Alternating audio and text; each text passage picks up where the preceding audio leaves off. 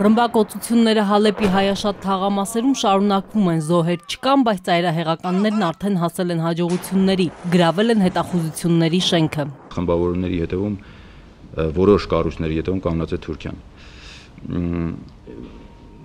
Թուրքիան փորձում է այս կառույցների միջոցով ապահովել իր ներկայությունը իրեն հարակից Սիրիայի տարածքներում։ Սա այն կառույցներն են, որ ներգրաված են մեծ թվով թուրքական ծագում ունեցող իսլամականներ։ Սա այն կառույցներն են, որոնց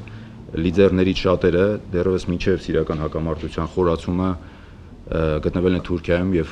կարծես թե որոշակի ինստրուկտաժ են անցել այնտեղ։ Արաբագետը չի բացառում, որ ռմբակոծությունների ակտիվության պատճառը նաև ցեղասպանության 100-րդ տարելիցն է։ Հալեպում այս պահին ոչ պաշտոնական տվյալներով 20-ից 25 հազար հայեր են մնացել։ Լքել Հալեպը նրանք դեռ չեն շտապում, բայց նույնիսկ ցանկության դեպքում դա գրեթե անհնար կլինի։ Անխոս այնտեղ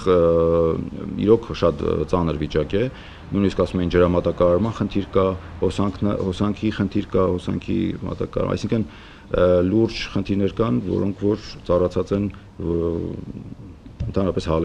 սիրիահայերի համար։ Հայաստանի կառավարությունը պատրաստակամություն է հայտնել օգնել հալեպահայերին, հատկապես երեխաներին, բայց փորձագետները կարծում են, որ պետք են ավելի խորքային լուծումներ, միջազգային հանրությունն ավելի ակտիվ պետք է ինֆորմացվի Սիրիայի վիճակի մասին։ Մանու Իրիցյան, Նարեկ Գալստյան, ժամը լրատվական։